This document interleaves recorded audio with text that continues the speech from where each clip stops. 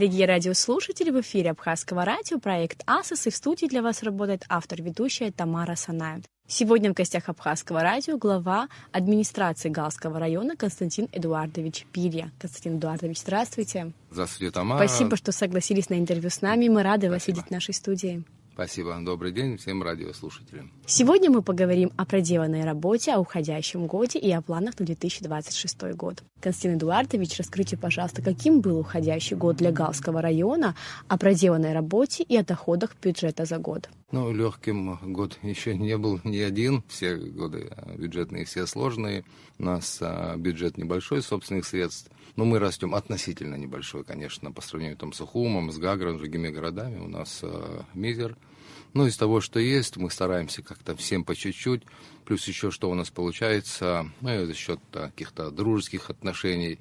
Бывают некие организации, просим, чтобы они встали на учет в Гальском районе. Собираем с них налоги. Так получается немножко денежек собрать. Потом государство нам помогает, дотации дает. Потихонечку растем, отрабатывает, и налоговая нам хорошо отрабатывает. Хотел бы именно по налогам немножко остановиться, сказать. У нас, я вчера проводил совещание и публично поблагодарил начальника налоговой инспекции, это Джопона Арсу Геннадьевича. Что там произошло? Он, правда, был не очень доволен. Что произошло, я вам скажу. У нас на начало года при бюджете собственных средств 72 миллиона, он нам нарастил почти 127% перевыполнения. Но мы в течение года, то, что я вам сказал, когда привлекаем средства, из-за необходимости мы идем на повышение бюджета. И каждый раз, уже раза 3 мы повышали бюджет, то есть повышали лимиты, соответственно, цифры бюджета растут, и налоговой приходилось нам догонять. И по итогу на вчерашний момент у него получилось выполнение со всеми растущими цифрами, с нашим изменением бюджета. Каждый раз через собрание мы показываем новые цифры, выше. Получилось 98%. Конечно, налоговая хочет показать цифры и результаты. Но результат у него был отличный, но в цифрах отразилось как 98%, потому что мы в течение года шли на повышение бюджета. А так налоговая нам выполняет от и до. Я поблагодарил публично и собираюсь еще вручить благодарность на Новый год. У нас традиция по итогу года. Хотел бы работу налоговой отметить. Большое спасибо за работу, за коллектив. В общем, бюджет у нас на следующий год мы уже будем, с каждым годом растем, процентов на 15, на 20. В общем, дела идут неплохо. Деловая активность у людей растет. Люди почувствовали, это ни в коем случае не заслуга, это заслуга команды. Всей команды администрации и вообще всех служб, представленных в районах. Люди почувствовали небольшую уверенность в завтрашнем дне. И деловая активность стала потихонечку расти. Люди что поняли. Немаловажно. Да, конечно, это такой фактор, когда люди видят завтрашний день, конечно, начинают планировать, что-то создавать, коммерция растет, соответственно, налоги растут. Константин Эдуардович, расскажите, увеличивается ли собираемость за потребленную электроэнергию за счет установок приборов учета? Увеличивается ли собираемость и снизилась ли нагрузка электросетей на трансформатор? Да, хороший вопрос, благодарю вас за него, да, я его ожидал. По электроэнергии мы на ведущих позициях по собираемости. Конечно, это все мало, мы 56, по-моему, у нас процентов. В общем, мы зашли за 100% по юридическим лицам, больше 100% мы зашли, потому что еще и старые денежки собрали. И по физлицам у нас очень на ведущих мы позициях среди всех районов. А по поводу счетчиков, город мы обеспечили. Город Гал мы обеспечили 3,5 или 4 тысяч счетчиков было установлено. И, конечно же, там собираемость почти за 90 зашла. Но у нас еще 18 сел. В селах люди просят установить счетчики электронные. Но счетчики электронные можно устанавливать только когда вводной провод от столба, еще мимо, в частной дороге, когда он не голый. То есть он изолированный. А изолированных проводов у нас там практически нет, и, соответственно, пока нам эти счетчики поставить не могут, и вот там мы немного хромаем. Разговариваю с Черноморэнерго, конечно, обещают. Это не только в нашем районе, это по всем селам так. Поменять, понимаете, вот эти алюминиевые провода на СИПы, так называемые, очень сложно, это большое время работы, но потихонечку тоже в этом направлении работа идет. В общем, собираемость неплохая. Спасибо большое. И в продолжении темы электроэнергии, этим летом специалисты Русгидро осмотрели перепадные ГЭС в Гале. Расскажите о ходе исследований и работы, что уже сделано. Да, совершенно верно. Приезжали, осматривали гидросооружение в приличном состоянии. Вся техническая техническая часть, конечно, отсутствует. Турбины, вся электрическая часть, кран-балки, этого ничего нет. Но это был только пока проект, потому что там нужны совершенно огромные средства. Переговоры шли. Это дело, как говорится, не района, но по поручению президента я участвовал с ними, ездили, смотрели. Пока идут расчеты. На данный момент особых работ пока не ведется. Видать, очень трудоемко. И там стояли турбины, которые редко где выпускают, и вообще, по-моему, нигде не выпускают. Это был экспериментальный проект завода Санкт-Петербурга, на тот момент Ленинградского завода, то ли Энергосила, то ли какой-то. И проект сработал. И вот первые такие турбины были установлены именно в Гальском районе. Они там типа подводные лодки, там другой принцип. Ну и Санкт-Петербург, насколько мне известно, готов такие турбины выпустить. Энергетики ведут работу. На данный момент пока работы они ведут у себя проектировочно, но на земле, как говорится, еще работ нет. Будем ожидать. Город Гал с каждым годом преображается. Об этом говорит и поток туристов, который увеличивается. Не в той, конечно, мере, как им бы хотелось, но тем не менее увеличивается. Так как сегодня актуальны очень экскурсии, например, в восточную часть Абхазии, конкретно в Гал, на Галское водохранилище. Какие работы по благоустройству города проводились и что? Да, можно я вернусь к вопросу энергетики? Да, конечно. Там, знаете, о чем хотел бы сказать, о уровне потребления электроэнергии. Вот там ни раз, ни два. У нас у всех оперативные штабы во всех районах. Я, выступая и в администрации президента, перед президентом, всегда докладывал, что в Гальском районе нет больших майнинг-ферм. Да. Кто-то верил, кто-то не верил.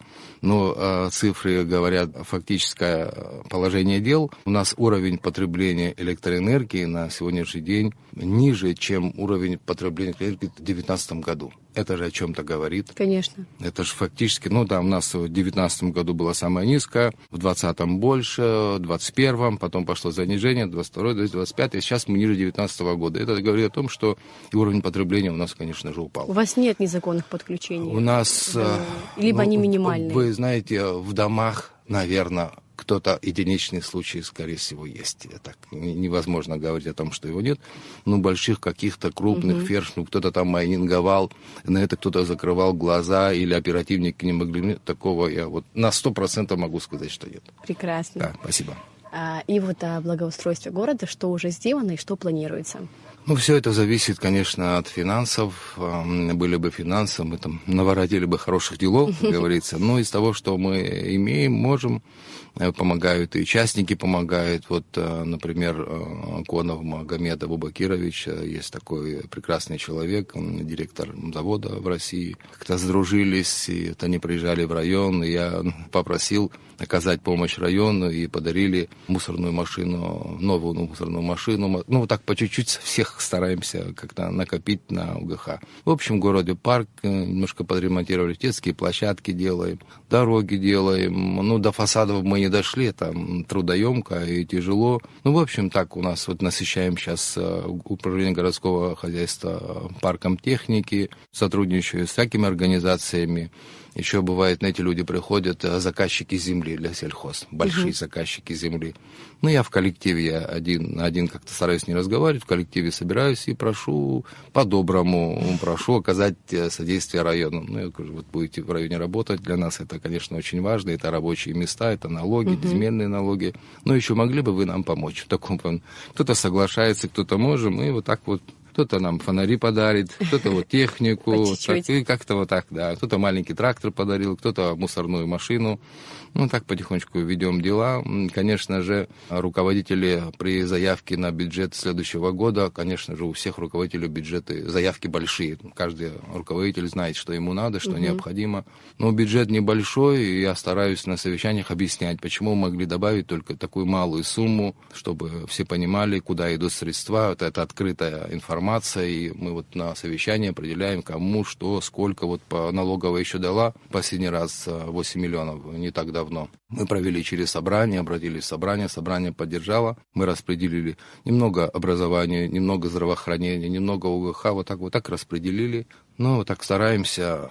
Я думаю, на следующий год у нас дела будут намного лучше, потому что проекты хорошие по сельхоззадачам, будут выращивать еще лаврушку. В начале 2024 года вы говорили о том, что в Галском районе планируется создать проект «Самурзакан-Аштам». Это важная должна была бы стать площадкой для проведения мероприятий, праздников и для того, чтобы каждый крестьянин смог выставить свою сельскохозяйственную продукцию. Вот на какой стадии работы? Начались ли они вообще и как с этим проектом обстоят дела? Да, я понял вопрос. Это была задумка Дора Вадимовича Ковия.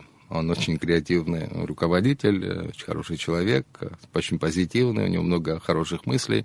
Это была его мысль. А мы подготовили это поле несколько раз, чтобы оно было идеально ровно, несколько раз его вспахали, поронили, выровняли. Пока так. На это тоже нужны средства, но, по крайней мере, место у нас готово, прямо на въезде. С левой стороны там был бывший ипподром, по-моему, если не ошибаюсь. Рядышком установили такой небольшой спортивный комплекс. Это воркауты, футбольная и волейбольная площадка, прямо смежная, чтобы этот пятачок как бы вырос.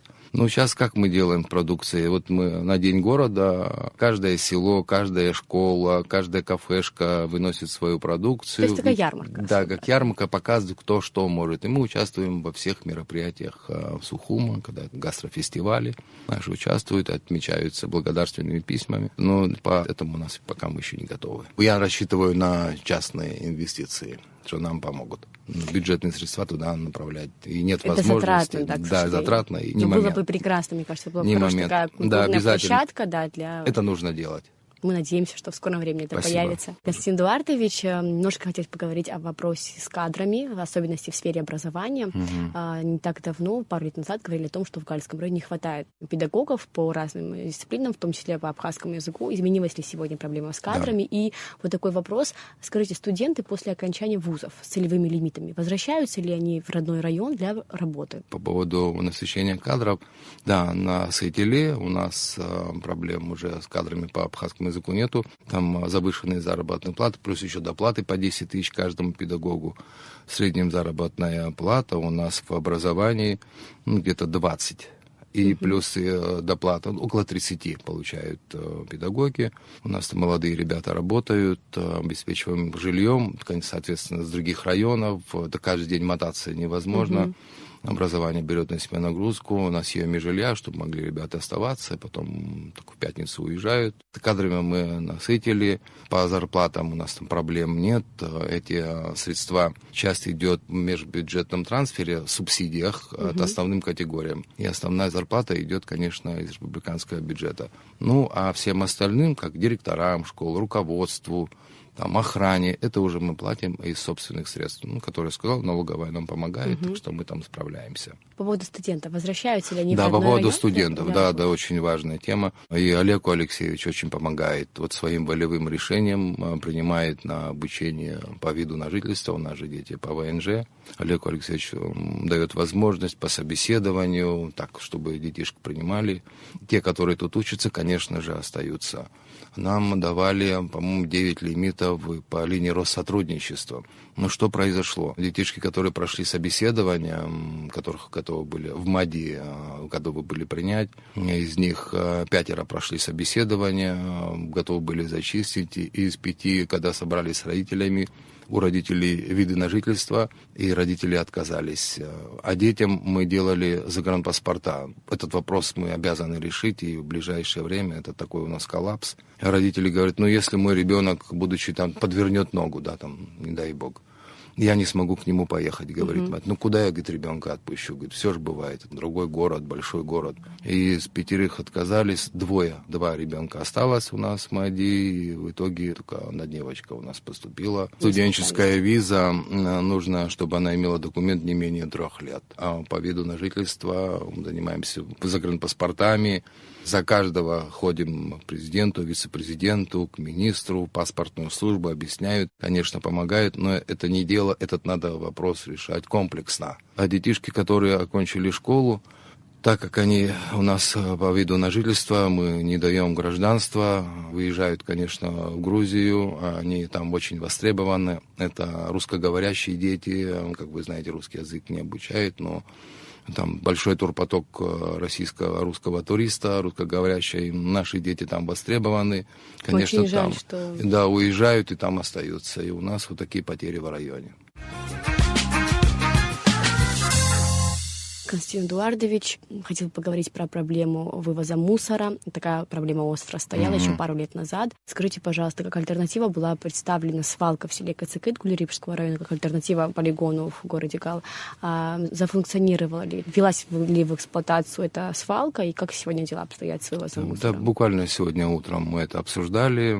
Я сейчас после вас буду связываться с мэром города, мы будем это обсуждать. Какая там обстановка? С Кацикыта полигон не запущен, там какие-то еще технические проблемы, плюс еще, по-моему, население не очень хочет, там что-то такое происходит. Декларируется, что ежегодно будет запущено, но пока нет. Мусор возится в Гальский район. Единственное, что я прошу его не зарывать, потому что он образован тогда еще на землях сельхоззначения.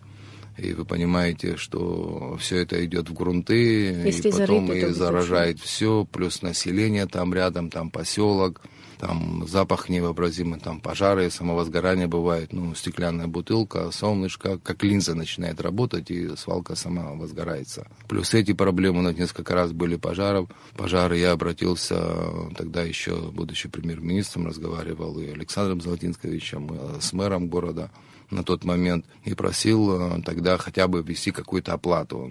Сухум сказал, да, мы, конечно, готовы вам оплачивать, но тогда все расходы ваши. Это и бульдозер, это экскаватор, это и топливо, и мы понимали, что мы не вытягиваем. Сейчас вот на следующий год, если они немножко повысят сумму, там речь шла о 12 миллионов в год. Но, чтобы вы понимали, это кажется, что большие деньги. Но за эти деньги нужен трактор, бульдозер, трактор такой экскаватор, плюс топливо ежедневно, там по 100 литров, плюс люди, которые работают, плюс охрана. Будут ли вырыты дополнительные котлованы? Котлованы вырыты еще 3 после этого большие. И все это лежит открытым способом. Почему открытым? Может быть, когда-нибудь у государства будет возможности это все достать, запакетировать и переработать. А если мы их зарыть их в землю, все, этот гнойник останется навсегда. Конечно, недовольство у депутатского корпуса, у населения. Пока работаем в этом направлении. Но результаты пока те же. Без помощи государства мы не потянем. Был проект, обратились 2 фирмы коммерческие, которые хотели этот мусор пакетировать и забрать в Грузию. Даже такой разговор был через границу в Грузии на свалке Зугдитского района. И там уже, наверное, коммерсанты хотели его перерабатывать. Конечно же, это хорошая инициатива, это нормально. Думаю, пускай наши гальские предприниматели готовы были это сделать. Но потом оказалось, что перед тем, как мусор попадает в Гальский район, Сухум перебирают, алюминий, стекло, и уже идет чистый биомусор, а он особой нужды ни у кого нету. Был еще один проект по его сжиганию и получению электроэнергии. Он пока в стадии обсуждения. Спасибо. По поводу сельскохозяйственной части хотел бы поговорить. Галский район — один из крупнейших аграрных районов республики. Что выращивают в Галском районе сегодня? И как вообще происходит сбыт сельскохозяйственной продукции для простого человека? У нас этот год был хороший с кукурузой, почти 5500 тонн. Кукурузы было собрано, ореха около 9000 тонн. Это плюс-минус, конечно же, там точно не посчитаешь. Урожай мандарин очень хороший. Мандарин идет в сторону ПСОУ. Мандарин весь уводится. Удался ли сезон в этом году цитрусовых? Сезон хороший, сезон будет. Плюс еще нам помогает Министерство сельского хозяйства. Нам дали пестициды. Озон, такая марка, была роздана главам сел. Все под контролем, чтобы люди обработали. И от мраморного клопа, от бабочки. И это дало результат. И мандарин очень даже приличный. И год не вегетативный, год урожайный. Мандарина будет все хорошо. Итоги мы можем посчитать только к концу года, скорее всего. Оно еще и до Нового года львиная часть выводится. Что-то, конечно, остается. И после Нового года, праздников тоже что-то будет. Итоги мы посчитаем, скорее всего, первый квартал следующего года. По сельхозу у нас направление нормально идет. Министерство еще сельского хозяйства помогает программой поддержки сельского хозяйства. 5 проектов было только в 2025 году. Там 3 обращались, было реализовано, еще одно рыбное хозяйство, еще техника. Это сейчас до конца года реализуем, так люди работают. Почему людей привлекают инвесторов именно в Гальский район? Потому что там есть люди, которые работают. Например, тебе выдали землю в Сухумском районе.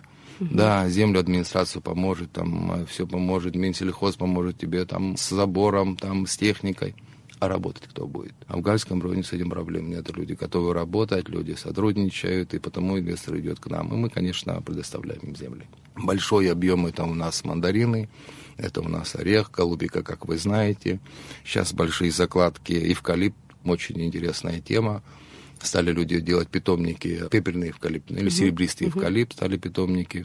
Буквально на днях придут люди, будут делать большие закладки лаврового листа. На первом этапе будет скупка у людей, а на вчерашнем совещании главам сел поручил пройтись по людям, узнать, какой объем можно у них скупить. Хотелось бы, чтобы эта скупка началась больше всего в нашем районе. Ну, каждый за свой район. Каждый хочет, да. Да, потом будут большие закладки именно лаврового листа. Он там ждет, там у него всякой направленности на изготовление. Там специальные вещи из него готовят. Ну, так вот, фейхоа закладывается большие. Знаете, чтобы выйти на большую торговую сеть, нужны большие объемы.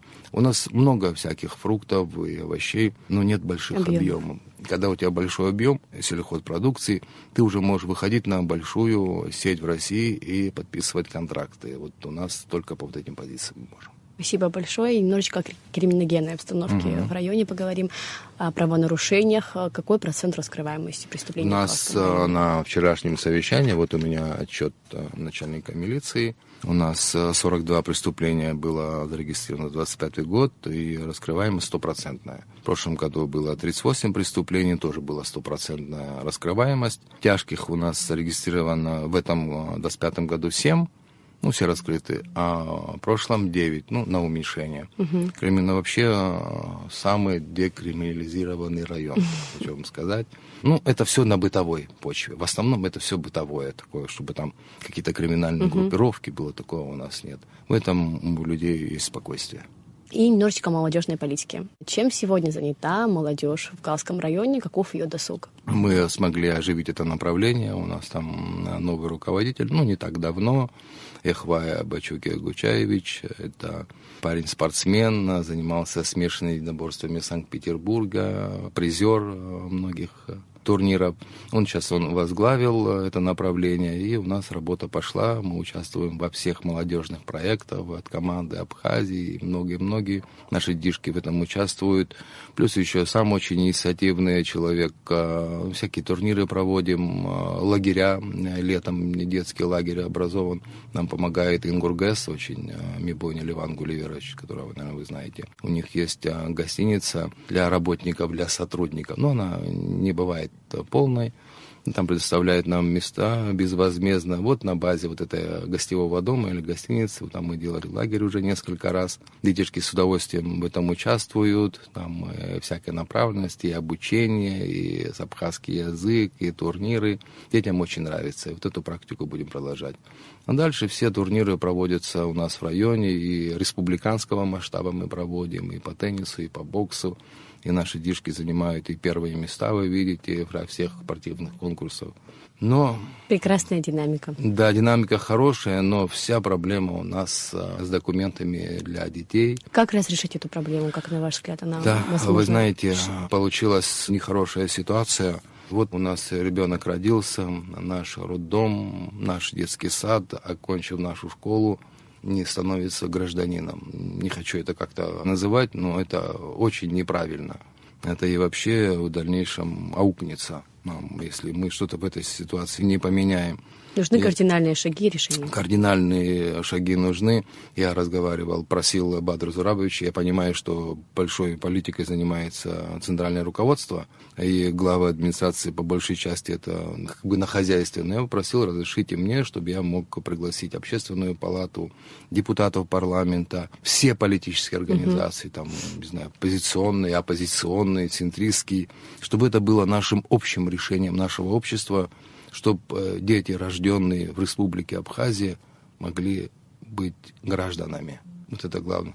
Взрослое поколение я и не смогу, и, как говорится, этим и не займусь, и не потяну, но детям мы должны предоставить гражданство. Методика обучения Министерство образования, Министерство просвещения. Все по методике, прекрасные дети, первые места, и говорят, и танцуют, и по-абхазски, и по-русски. И вся методика обучения — это то, что нам спускает Министерство просвещения. Пускай никто не говорит, там, я там слышу, вот, там все обучение, не наше, там, это все как бы во всех районах Абхазии. И результаты хорошие, и на Олимпиады дети, там даже сейчас вот недавно есть такая организация российская, называется «Моя родословная», проводили конкурс, и наши детишки выиграли, и сейчас их приглашают в Москву, в Госдуму, на елку.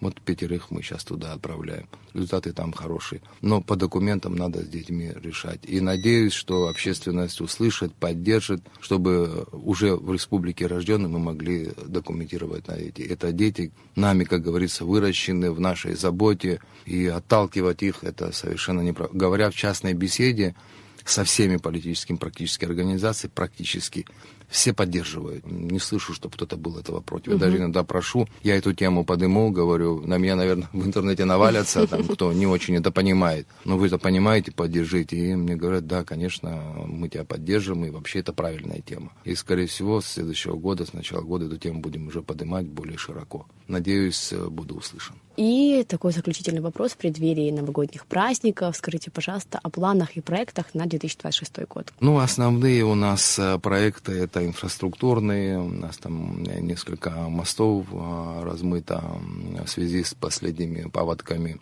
Государство, конечно, помогает, но все на себя тоже взвалить не можем. Что-то приходится нам. Помогает погрануправление, ФСБ, которое находится в районе, кстати, очень помогает техникой, помогает тракторами. Вы знаете, когда есть инфраструктура, когда есть дорога, когда есть свет, вода, люди сами обживают. Государству надо помочь вот в этой инфраструктуре, так небольшой, и дать людям такое чувство, что с криминалом проблем нет. Дальше люди разовьются. И вот эти задачи первым. А все остальное по инфраструктуре уже от возможностей будет зависеть. В Угальском районе команда хорошая, собрана, вся молодежь креативная, инициативная. Кто-то из Очимчиры, кто-то из Сухума, кто-то Гальский, я представляю. Знаете, много способностей не имею и, наверное, не умею, но одно по своему возрасту, по опыту уже, если говорю с человеком, я уже понимаю, насколько он на что способен, и приглашаю на работу. И практически не ошибаюсь, у нас очень хорошая команда. Спасибо большое, удачи вам в реализации проектов на 2026 год. И в преддверии новогодних праздников, какие мероприятия запланированы администрацией города? Новый год, у меня даже есть где-то видеосъемка, где празднуют 12 часов ночи, кадры, по-моему, камер онлайн, даже небольшой клип. Там Сухум, Гудаута, Гагра. 12 часов обычно люди все дома, да, так в основном.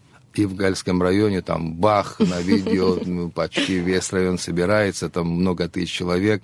Вы знаете, люди соскучились по вот таким позитивным, молодежь соскучилась, и мы стараемся это поддержать. К нам приезжают артисты, мы елку очень креативную, нам подарили хорошую елку большую, мы креативно ее так наряжаем, у нас и концерт будет, и выступление будет, и фейерверки, были даже угощения. Так вот стараемся, вот такие мероприятия, чтобы были в районе почаще. Все-таки район как бы сейчас тупиковый у нас получился. Море далеко от города, инфраструктурная дорога. Одна дорога, которая идет на военную часть, асфальтирована. Все остальные на море не доберешься. Легче поехать по трассе в Очимчиру и выйти на пляж, чем на Гальское. И поэтому поток туристов, мне кажется, не устремляется в город Гал. И поток туристов у нас с морем не связан никак. Если туризм едет, просто посмотреть Гал, они слышат, что в Гале хорошо кормят, вкусненько кормят. На гидроэлектростанцию у нас получается иногда туризм. У нас был проект, и до сих пор он живой.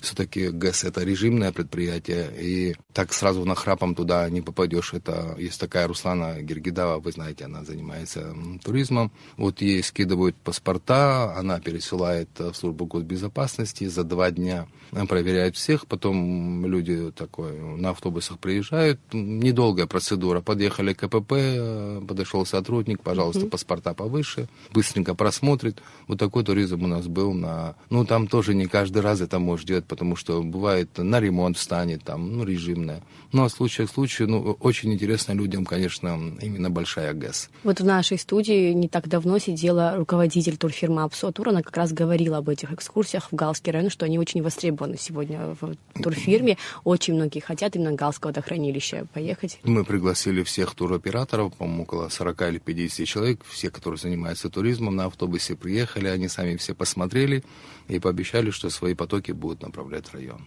Посмотрим, нам это очень нужно. Конечно, безусловно, желаем в этом плане вам удачи. И вот новогоднее обращение. Что бы вы пожелали нашему народу в преддверии главного праздника, Новый год, и что бы пожелали вообще в целом республике? Кто пожелал бы, не наверное, а, скорее всего, точно уверенности в завтрашнем дне, спокойствия за своих детей, мирного неба нам всем. Абхазия многонациональная страна, и таковой должна и оставаться. Хочу, чтобы в каждом доме был свет, тепло и позитив. Вы знаете, я когда часто разговариваю, политическими оппонентами или партнерами, как это правильно сказать, и говорю, слушайте, нам Бог дал в земном шаре свой маленький клочок собственной земли. Народу по 50 миллионов не имеют своей земли. Мы тут, обнимая друг друга, как говорится, можем созидать. Обнимаясь, держа друга рядышком.